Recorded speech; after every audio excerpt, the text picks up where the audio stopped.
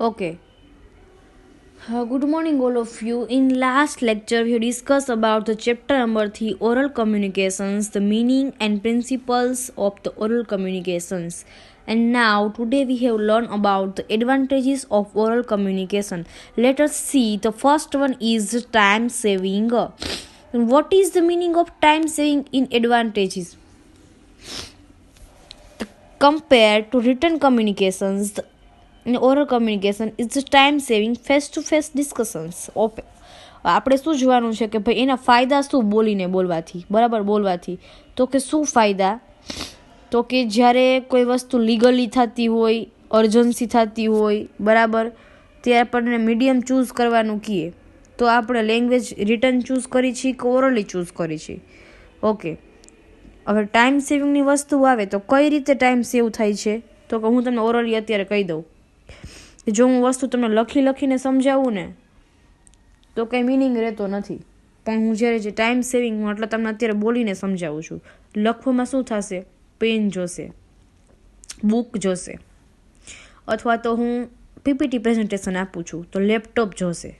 PPT બનાવવી પડશે, એના માટે લખવું પડશે, જાજો ટાઈમ જોશે, ઇફેક્ટ દેવી, આગળ પાછળ દેવી, બરાબર, બ્રોડકાસ્ટ એને કરવું આપણે, બરાબર, સેન્ડ કરવું, સામેવાળો રિસીવ કરે છે કે નથી કરતો, એને જોવે છે કે નથી જોતો, તો એ એક ટાઈમ કન્ઝ્યુમિંગ થયું ને, એમાં ટાઈમ વધારે લાગે છે. ને આ ટાઈમ સેવિંગ થયું કે હું ફટાફટ બોલું છું, તમે સાંભળો છો, વાત અહીંયા પૂરી થઈ જાય. Okay, compared to the written communication, oral communication is the time saving. Face-to-face discussion does not have to require preparation.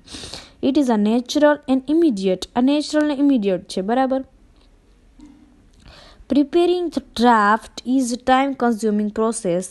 It is require completely concentration, where the written communication is done at any time without the help of any tools.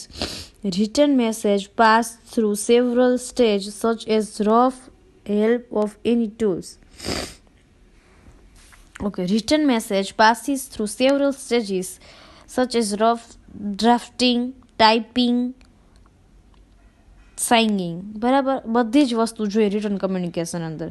If that written message is to be sent a person living a different city stay it may take a few days. Okay, જ્યારે તમે લખીને કોઈ મોકલો છો વસ્તુ, હવે એ outside of city છે અથવા તો આઉટસાઇડ ઓફ કન્ટ્રી છે, તો એને પહોંચતા ઘણા દિવસો જતા રહેશે. પણ જ્યારે તમે સામે જ બેઠો હોય છે અને તમે બોલી દો છો તો ત્યાં વાત પતી જાય છે 5 કે 2 મિનિટની અંદર જ. એ ઇમિડિયેટલી થઈ જાય છે વિધાઉટ સ્પેન્ડિંગ મચ ટાઈમ. જાજો ટાઈમ પણ લેતું નથી જે તમે બોલો છો ત્યારે. Okay, next one is cheaper. સસ્તું કેવી રીતે પડે છે ચીપર? તો કે રિટર્ન કમ્યુનિકેશન વેરિયસ આઇટમ, જાજી આઇટમ લઈએ છે ને, like a pen, paper, printer, envelope, postal, stamp, બધું રિક્વાયર છે, આ બધું જોઈએ જ, તેમાં કોસ્ટ એની વધી જાય. બટ ઓરલ કમ્યુનિકેશનમાં શું થશે? Face to face conversation. It hence no much stationery equipment required. કોઈ જાતના ઇક્વિપમેન્ટની જરૂર નહીં પડે, સ્ટેશનરીની જરૂર નહીં પડે, કાંઈ જ જરૂર નહીં પડે.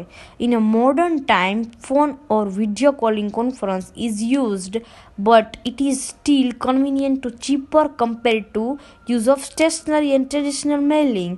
ઓકે, ટ્રેડિશનલ મેલ ને બધું કરવું એના કરતાં તો જે વિડીયો અને ઓડિયો કોન્ફરન્સ આપણે જે અત્યારે કરી એ મચ ચીપર છે, સસ્તું છે ને પ્લસમાં ટાઈમ સેવિંગ છે, બરાબર. તો oral communication is very cheap. આ ઘણું સસ્તું છે બોલવું એ, બરાબર.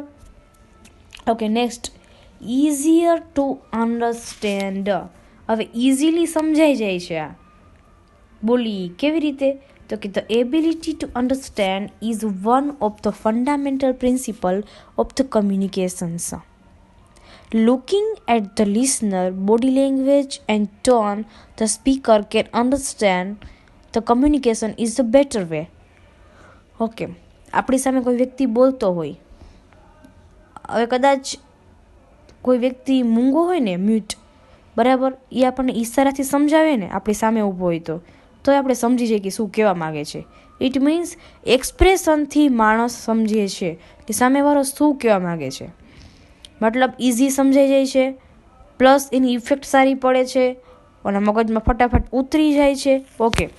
Furthermore, by observing facial expression of the listener, the speaker can judge the success of received message. Success message receive જાય છે, failed નહીં. In the quick change in language, it can be state a point which is not properly understand. ખોટી language બોલે છે તો સમજે નહીં, બાકી જો ઇઝીએસ્ટ લેંગ્વેજ વાપરે એટલે ઇઝીલી અન્ડરસ્ટેન્ડ થઈ જાય છે. He is free to change the way of his explanation. An example of realize the confusion of listener side.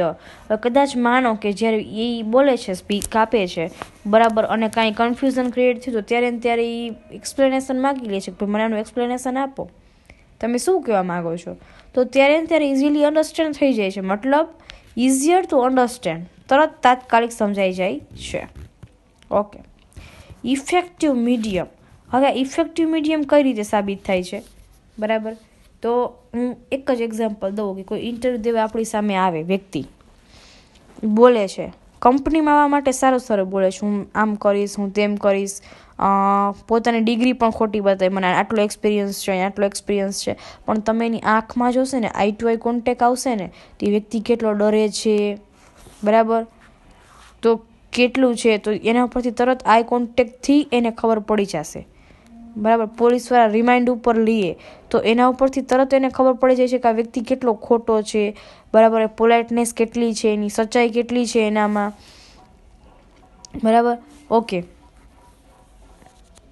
તો એ ઇફેક્ટિવ મીડિયમ છે કે આપણી સામે જો કોઈ વ્યક્તિ હોય ને બોલતો હોય ને તો તરત તમે એને પકડી પાડો છો. Okay. Oral communication is more effective than the other type of communication. Face-to-face appreciation to motivation enhance of effectiveness of communications.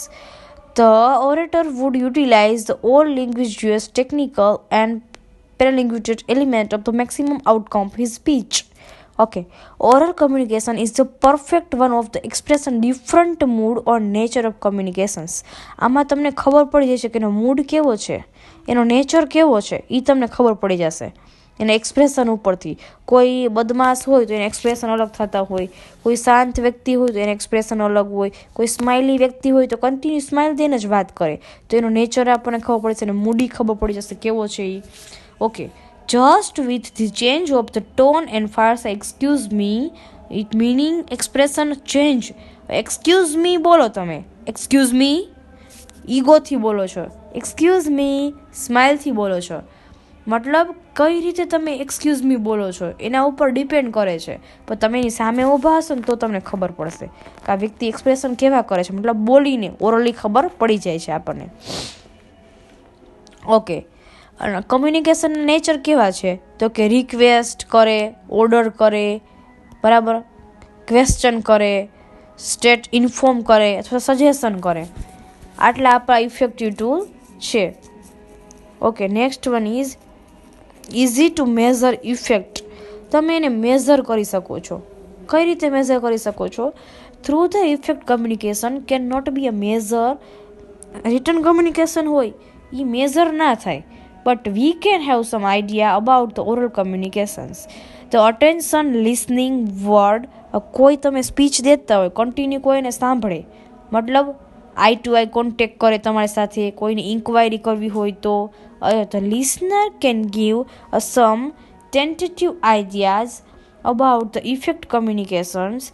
In written communication, no such possibility of problem found. Okay. હું જ્યારે તમને ક્લાસમાં lecture લેતી હોઉં અને મને એવું લાગે કે આ વ્યક્તિ વ્યવસ્થિત રીતે સ્ટડી કરે છે બધા અને ભણે છે, હું તમને એક બે ક્વેશ્ચન પણ કરું, એનો મતલબ શું